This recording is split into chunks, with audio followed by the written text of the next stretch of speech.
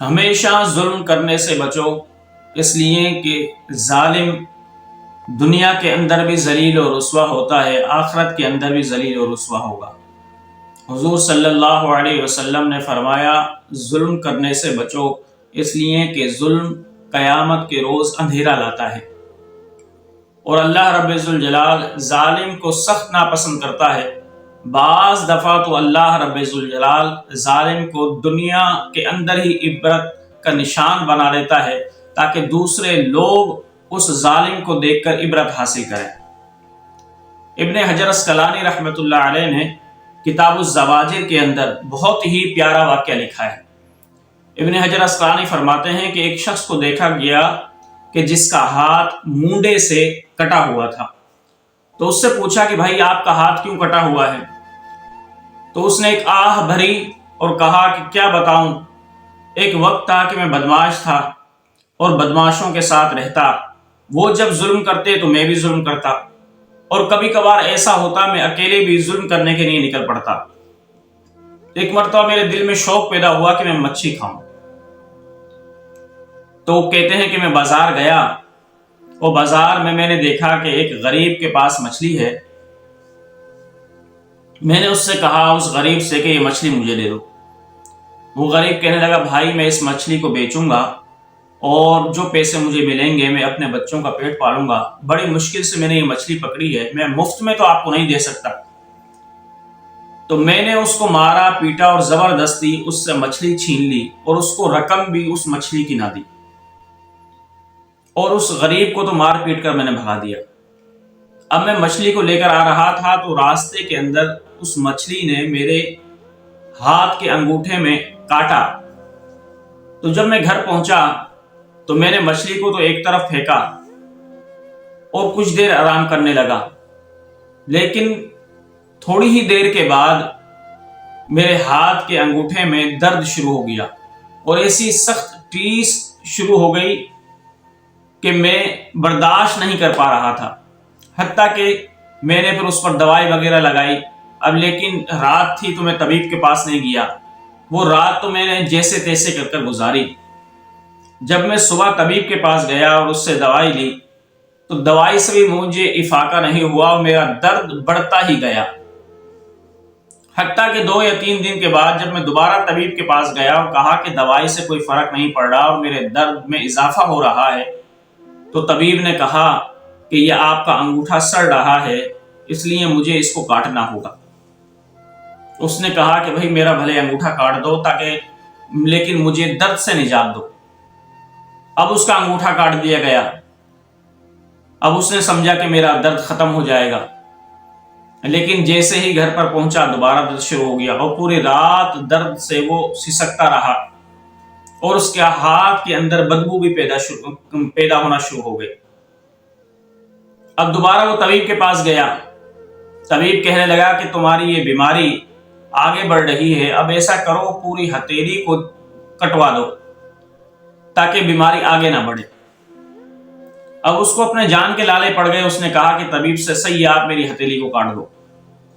Doctor نے اس کا ہاتھ ہتھیلی تک کاٹ دیا، لیکن پھر بھی مجھے آرام نہ ملا درد سے، اور میں کر رہا تھا، اور رات اور دن میں سو نہیں سکتا تھا، کیونکہ اس ہاتھ کے اندر اتنی ٹیسیں چلتی تھی کہ میری برداشت سے باہر تھیں، وہ ٹیسیں، وہ تکلیف برداشت سے باہر تھی۔ پھر میں دوبارہ ایک مرتبہ طبیب کے پاس گیا اور میں نے کہا کہ درد بھی ختم نہیں ہو رہا، پوری رات مجھے نیند بھی نہیں آتی، دن کے اندر بھی نیند نہیں آتی، خدا را کوئی ایسی دوائی دیں کہ میرا ہاتھ بھی ٹھیک ہو اور میرا درد بھی کم ہو۔ لیکن طبیب نے دوبارہ جب ہاتھ دیکھا تو کہنے لگا کہ آپ کا ہاتھ تو خراب ہو رہا ہے، اب اس کو کوہنی سے ہاتھ کو کاٹنا ہوگا۔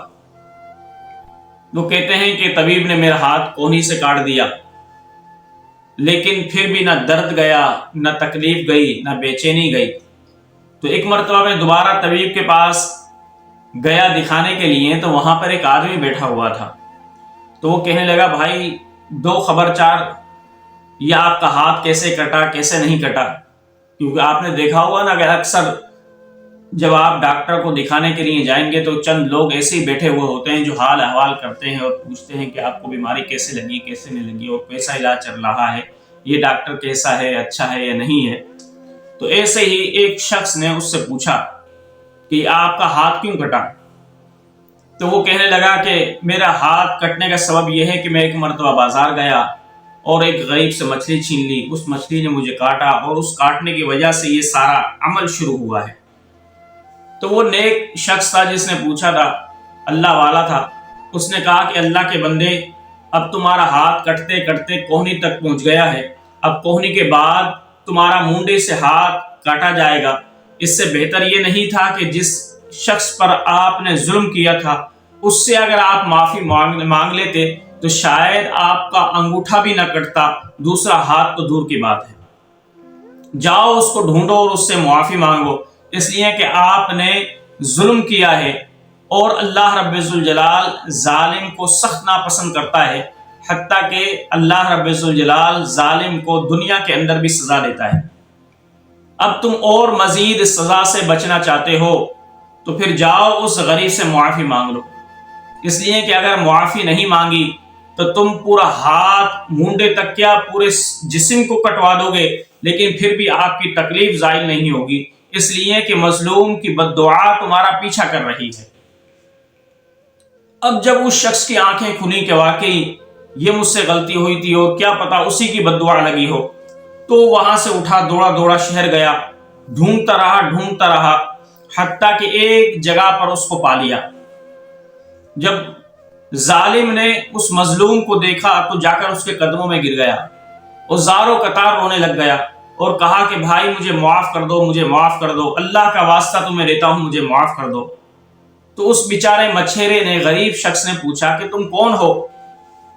تو وہ اٹھا کہنے لگا کہ میں وہ شخص ہوں کہ جس نے آپ پر ظلم کیا تھا، آپ کی مچھلی چھینی تھی اور آپ کو رقم بھی نہیں دی تھی اور آپ کو مارا پیٹا تھا۔ اب دیکھو اس ظلم کی وجہ سے اللہ رب الجلال نے مجھے کیا سزا دی۔ اس نے ہاتھ سے کپڑا ہٹایا اور اس کو دکھایا، کہا کہ دیکھو انگوٹھے سے پہنچتے پہنچتے اب کونی تک پہنچ گیا ہے میرا ہاتھ کٹتے کٹتے۔ اب طبیب نے کہا ہے کہ مونڈے تک ہاتھ کاٹنا ہوگا، خدا کے لیے تو مجھے معاف کر دو تاکہ اس عذاب سے میری جان چھوٹے۔ تو جب اس غریب شخص نے دیکھا تو اس کو بھی رحم آ گیا، اس کو بھی رونا آ گیا۔ اس نے کہا کہ بھائی بس میں نے اللہ کی سزا دیکھ لی، اب میں تجھے معاف کرتا ہوں۔ اس غریب شخص نے معاف تو کر دیا۔ اب اس ظالم شخص نے پوچھا کہ میرے بھائی یہ تو بتاؤ کہ جب میں نے تم سے مچھلی چھینی تھی اور تم رو رہے تھے، میں نے تمہیں بھگا دیا تھا، اس وقت تم نے کچھ اللہ سے فریاد کی تھی؟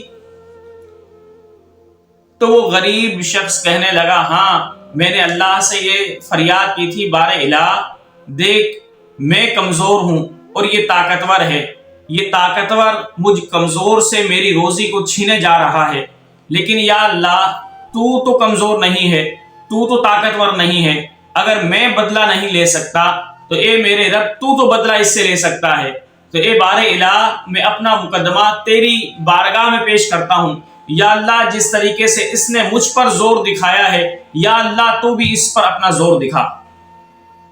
تو وہ غریب شخص کہنے لگا میں نے یہ التجا اللہ کی بارگاہ میں کی تھی۔ تو پھر وہ ظالم کہنے لگا واقعی یہی بد دعا تو تمہاری مجھے لگی ہے، خدا کے لیے مجھے معاف کر دو تاکہ آپ کی بد دعا کا اثر ختم ہو۔ تو اس غریب شخص نے اس کو معاف کر دیا اور جب جا کر اس کی تکلیف ختم ہوئی۔ تو ابن حجر اسقلانی رحمت اللہ علیہ بتانا یہ چاہتے ہیں کہ ظالم جب ظلم کرتا ہے تو وہ یہ سمجھتا ہے کہ کوئی بدلہ لینے والا نہیں ہے۔